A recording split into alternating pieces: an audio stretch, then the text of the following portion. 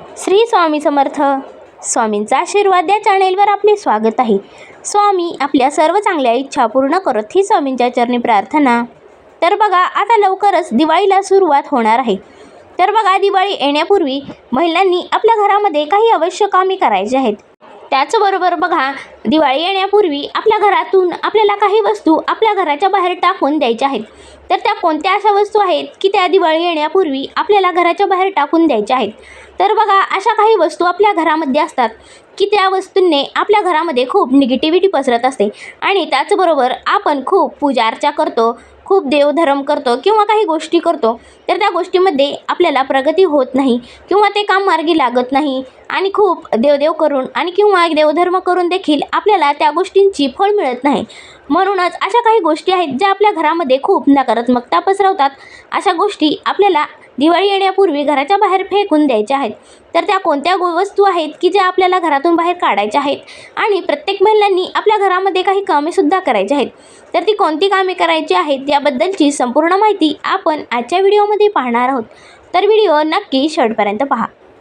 तर बघा, आपल्या हिंदू धर्मामध्ये दिवाळी हा सण खूप महत्त्वाचा मानला जातो आणि दिवाळी हा सण अगदी मोठ्या प्रमाणात आणि उत्साहाने साजरा केला जातो. तर या दिवाळी सणापूर्वी प्रत्येक महिलांनी आपल्या घराची संपूर्ण स्वच्छता करायची असते. कारण बघा, दिवाळीमध्ये आपण लक्ष्मीपूजन करत असतो, धनत्रयोदशीची पूजा करत असतो, अशा सर्व पूजा आपल्या घरामध्ये करतच असतो. मात्र बघा, दिवाळीच्या वेळी माता लक्ष्मी आपल्या घरामध्ये प्रवेश करते असे देखील म्हटले जाते. म्हणूनच बघा, दिवाळी येण्यापूर्वी प्रत्येक महिलांनी आपल्या घराची संपूर्ण स्वच्छता करणे आवश्यक आहे. त्याचबरोबर बघा, स्वच्छता करत असताना आपल्याला घरातून काही वस्तूसुद्धा बाहेर काढून द्यायच्या आहेत. तर बघा, त्या वस्तू कोणत्या? तर आपण वापरत नसलेल्या त्या वस्तू आहेत. तर बघा, इलेक्ट्रॉनिकच्या वस्तू असतील किंवा बंद पडलेल्या इलेक्ट्रॉनिकच्या वस्तू आपण तसेच घरात ढीग लावून ठेवतो किंवा अनेक प्रकारची फाटलेली कपडे असतात ते तसेच आपल्या घरामध्ये पडलेले असतात किंवा बंद पडलेली घड्याळे असतील किंवा काचेच्या काही वस्तू असतील, जर त्या काही तडा गेलेल्या असतील किंवा फुटलेल्या असतील तर अशा प्रकारच्या सर्व वस्तू आपल्याला घराच्या बाहेर काढून द्यायच्या आहेत. कारण बघा, अशा वस्तूंनीच आपल्या घरामध्ये निगेटिव्हिटी वाढत असते आणि आपल्या घरावर त्याचा सुद्धा परिणाम होत असतो. अशा प्रकारच्या जर वस्तू आपल्या घरामध्ये राहिल्या तर या सर्व वस्तूंचा परिणाम आपल्या घरावर होत असतो आणि त्या आपल्या घरातील जी काही बरकत असते किंवा आपल्या घरावर जी काही प्रगती होत असते आपल्या घरातील व्यक्तींची, त्या प्रगतीमध्ये सुद्धा अडथळा याच गोष्टींमुळे येत असतो. म्हणूनच दिवाळी येण्यापूर्वी सर्व गोष्टी आपल्याला घराच्या बाहेर काढून द्यायच्या आहेत. त्याचबरोबर बघा, आपल्या घराची संपूर्ण स्वच्छता आपल्याला करायची आहे. आपल्या घरातील कोपरा ना कोपरा आपल्याला अगदी स्वच्छ लख्ख चमकवून द्यायचा आहे. कारण लक्ष्मी मातेला स्वच्छता अतिशय प्रिय आहे आणि ज्या घरामध्ये स्वच्छता असते त्याच घरामध्ये माता लक्ष्मी प्रवेश करते असे देखील म्हटले जाते. म्हणूनच आपल्या घरामध्ये माता लक्ष्मी यावी, तिचा अखंड वास आपल्या घरामध्ये राहावा आणि आपल्या घरातील सर्व व्यक्तींची प्रगती व्हावी असे जर तुम्हाला वाटत असेल तर प्रत्येक महिलांनी कामे करताना अशी सगळी स्वच्छतेची नीटनेटकी काळजी घेऊन आपल्या घराची स्वच्छता करायची आहे. आणि त्याचबरोबर बघा, दिवाळीमध्ये जर आपण या सर्व गोष्टींची काळजी घेतली तर नक्कीच माता लक्ष्मी आपल्या घरामध्ये अखंड वास करेल, तिचा कृपाशीर्वाद आपल्यावर राहील, आपल्या कुटुंबावर राहील आणि प्रत्येक कुटुंबातील व्यक्तींची सुद्धा प्रगती होईल.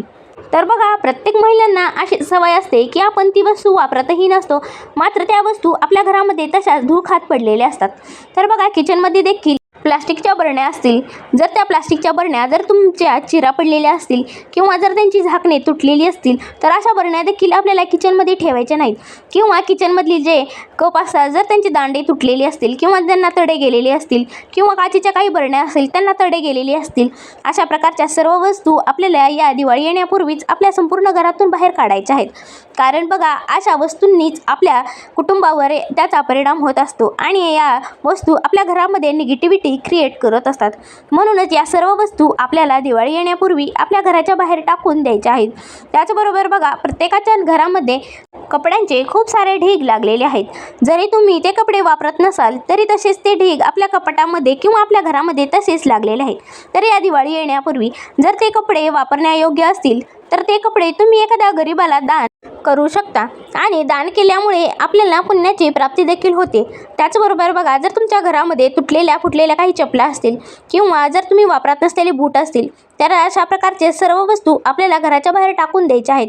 अशा वस्तूंनी देखील आपल्या घरामध्ये त्याचा परिणाम होत असतो. त्याचबरोबर बघा, जर तुमच्या घरामध्ये ही बंद पडलेली काही घड्याळे असतील तर ती आधी तुम्ही घराच्या बाहेर टाकून द्यावीत. कारण घड्याळ ही आपली वेळ दर्शवत असते आणि चांगली वेळ आणि वाईट वेळ हे देखील आपले घड्याळ दर्शवत असते. म्हणूनच बघा, चुकूनही आपल्या घरामध्ये आपल्याला बंद पडलेली घड्याळे ठेवायची नाहीत. या सर्व वस्तू आपण दिवाळी येण्यापूर्वीच आपल्या संपूर्ण घराच्या बाहेर टाकून द्यायच्या आहेत. आणि त्याचबरोबर बघा, दिवाळी येण्याआधी प्रत्येक महिलांनी आपल्या घराची संपूर्ण स्वच्छता करायची आहे. आणि त्याचबरोबर आपल्या घरामध्ये जे काही धूळखात पडलेली काही सामाने असतील, सामान असेल किंवा जर तसेच ढिकाही लागलेले असतील, बंद पडलेल्या काही वस्तू असतील, काचेच्या तुटलेल्या फुटलेल्या वस्तू असतील किंवा किचनमध्ये जर प्लास्टिकच्या बरण्या असतील, जर त्या चिरलेल्या आहेत किंवा त्यांची झाकणे निघालेली आहेत, अशा प्रकारच्या सर्व वस्तू आपल्याला घराच्या बाहेर टाकून द्यायच्या आहेत. तर प्रत्येक महिलांनी दिवाळी येण्याआधी ही सर्व कामे आपल्या घरामध्ये करायची आहेत. तर ही कामे केल्यानेच माता लक्ष्मी आपल्यावर प्रसन्न होणार आहे आणि माता लक्ष्मी आपल्या घरामध्ये वास करणार आहे. म्हणूनच बघा, दिवाळी येण्याआधी प्रत्येक महिलांनी आपल्या घराच्या बाहेर या सर्व वस्तू टाकून द्यायच्या आहेत. तर बघा, अशा प्रकारे आपण आजच्या व्हिडिओमध्ये ही माहिती पाहिली आहे.